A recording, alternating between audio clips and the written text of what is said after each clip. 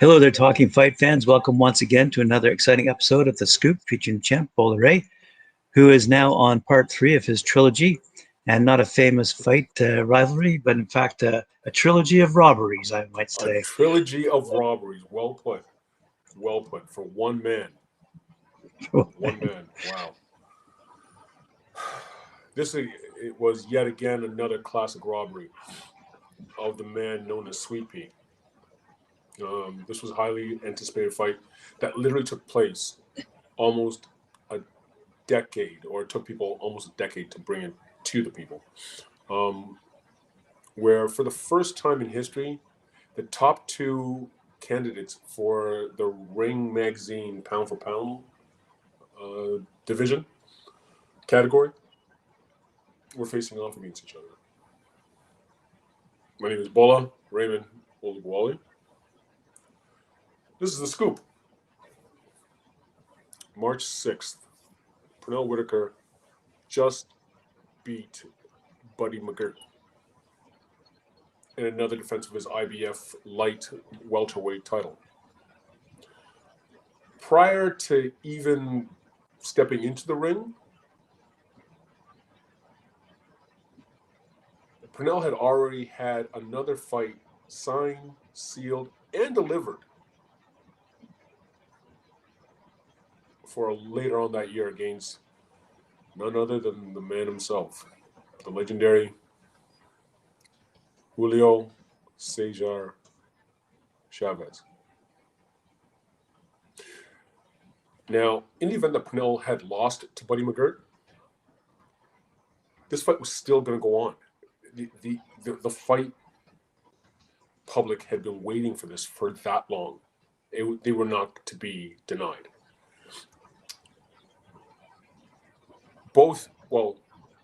Pernell was the junior welterweight or light welterweight IBF champion, and Chavez was the light welterweight WBC champion.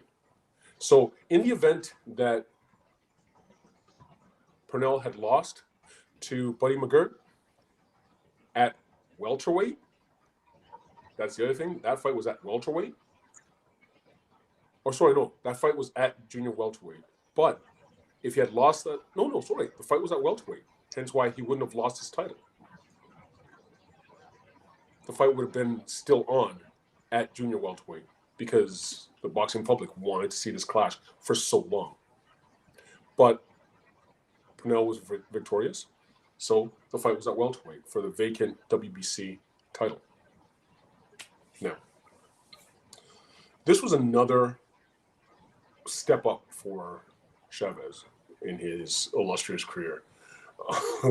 And when I say illustrious, wow. Pernell, no slouch. Great career. Going into this fight, 32 wins, 1 loss. Controversial loss, the show I did yesterday. Julio Cesar Chavez was walking into the ring with a record of 87 wins and 0 losses. Wow. Who's this Mayweather guy? Yeah. 87 wins, no losses, was a demon in 3 different weight classes already, going up into his 4th. Yeah. September 10th, 1993. Round 1. Saw Chavez doing what he does, forcing the fight, coming forward with a great deal of head movement. And while Pernell did what he did and continuously walking backwards, pot-shotting, outboxing Chavez with his jab. Chavez couldn't find Pernell with a bloodhound. Okay?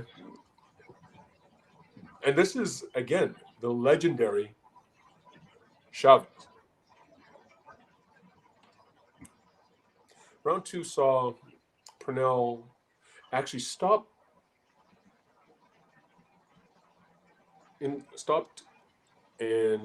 stood his ground against Chavez, which was also rather unheard of, and attempted to fight the man side and found a great deal of success. Now, he opened up a lot more with bigger combinations and made Chavez miss a lot. Chavez missing at close range. This does not happen. This does, like I said, 87-0. This doesn't happen. Who is this guy?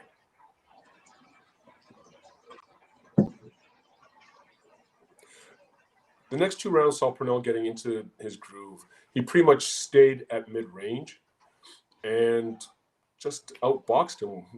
Whenever Chavez would try to get inside to exchange with Whitaker, Whitaker would just tie him up, spin him around, cast him away. It was just simple. This really frustrated Chavez. Now, round 5 started with Chavez putting in some crazy work, increased the punch output, and found a great deal of success doing that. Partway through the 5th round, his work rate sort of dipped back to normal, and Pernell picked up his work rate. Well, actually stayed level, but was able to outbox him for the most part. But I still think that this is the first round that that could have gone Chavez's way. Now, the following round began with Pernell doing what Pernell does. He was coasting along, boxing, blah, blah, blah. And then, and constantly circling to his left, to Chavez's left, which he did for the whole fight, and Chavez couldn't find him. It's not like he went the other direction, ever. He just kept circling to Pernell's right. He just kept moving to Pernell's right, which was ideal because it stifled Chavez's monster and legendary hook, and he was away from Chavez's cross. It was just a win-win, and Chavez never had an answer for it. The whole fight, right then. This partway through the 6th round,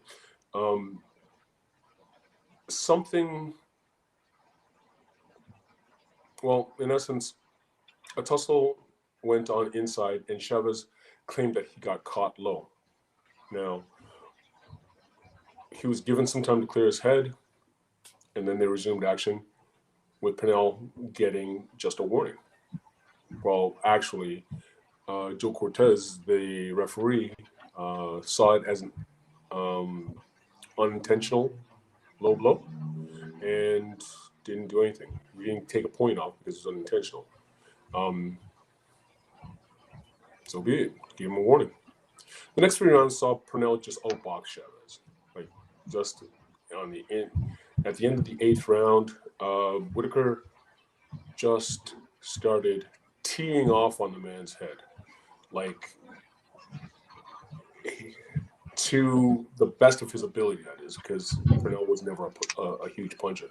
But he was swinging and connecting, swinging and connecting, swinging, and like literally unanswered punches after unanswered punches after unanswered punches. He beat him like he was a piñata. Really disrespectful for a legend to be getting this kind of treatment.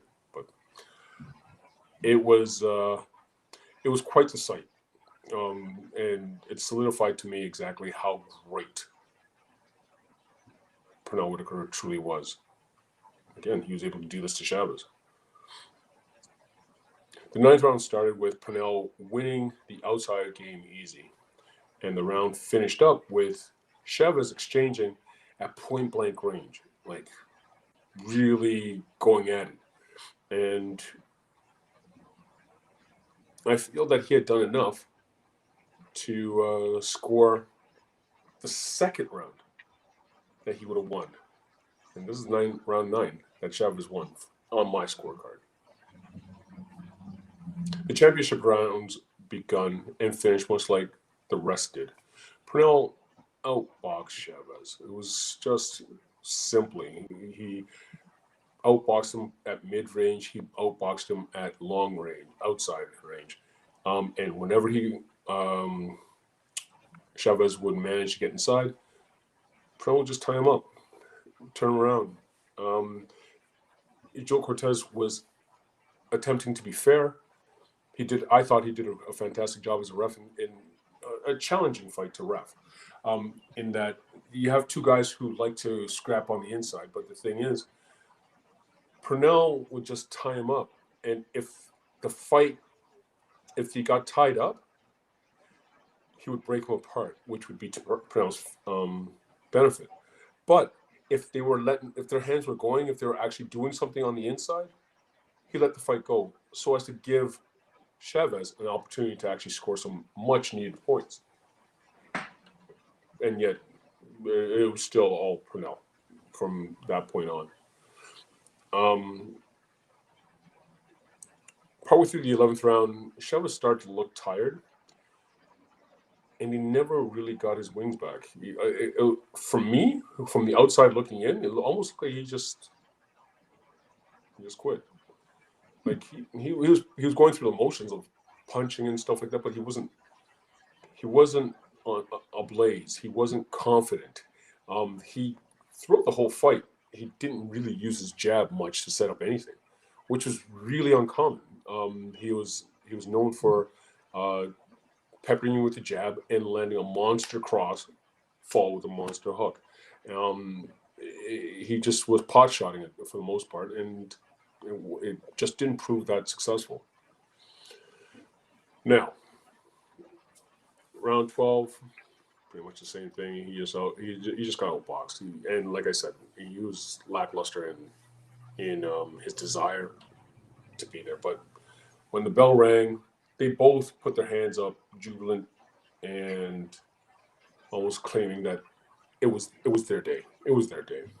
So Al Bernstein was doing the color commentary for this show, this fight, and both the score to be the exact same, even though we gave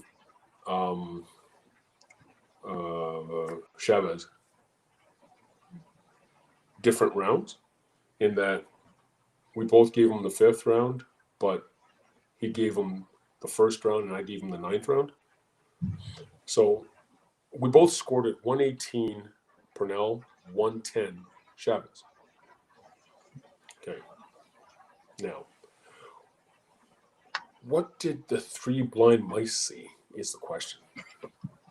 Well, you got Jack Woodruff scoring at 115, 113 Whitaker. Close, but okay. While Mickey Van and Franz Martin scored the fight 115, 115. This was seen as a majority draw. Both fighters got to retain their belts and go on their merry way and continue their careers. My question is how? How did this happen? How do you respect anything called order? How? I truly wonder if public floggings were the antidote to curb these blind mice. Would we be getting these many bad decisions? I don't know. Public floggings. I'm hoping that the powers that be actually consider this as a remedy to this scenario, because I don't know what else to make of it. You have an epidemic going on now. It's with bad officiating, bad judging. It's just I have no idea what they're watching. The Washington Post, sports analyst, scored the fight 115-113 Pernell. The Associated Press and Newsday both scored it 116-112 Pernell. Sports Illustrated and Ring Magazine saw this fight 117-111 Pernell. How do so many educated eyes be wrong at the same time? How did those three blind mice get to where they were? Well, September 20th edition of Sports Illustrated had a picture of Pernell on the front page, and with a caption spread out across it that just said in cap letters, "Robbed." I think that spoke volumes. The now defunct Boxing Illustrated magazine's editor-in-chief was none other than the boxing historian Bert Sugar.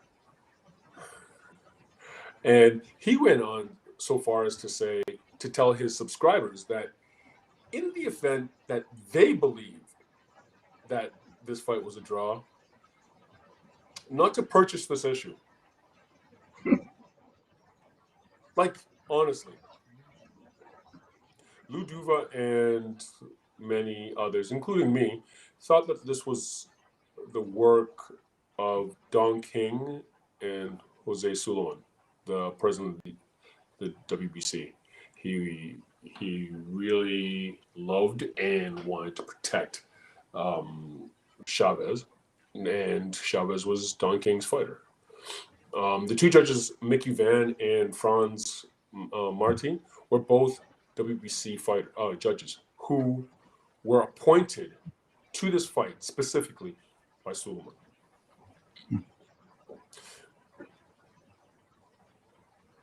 Don King and Jack Woodruff, the one judge that saw it for Pernell, was an American-based judge who had nothing to do with the WBC per se.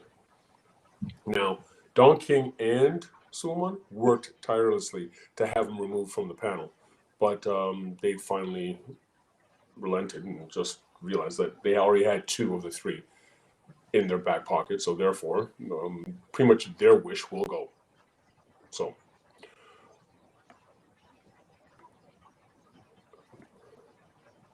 Jerry Roth was a noted and distinguished official who was scheduled to ref this fight or officiate this fight, and Chavez's camp denounced him. Said, "Hell no, you're not coming on board."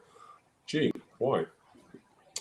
And then he was left out. This was a complete mess. This and robberies like this give boxing such a bad name and a black eye.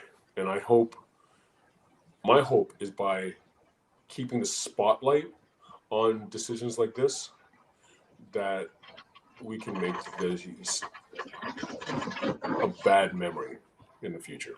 So, if you disagree with my finding and all these educated people's findings, like, I couldn't find one other person other than the two of those corrupt judges that saw it either as a draw or in favor of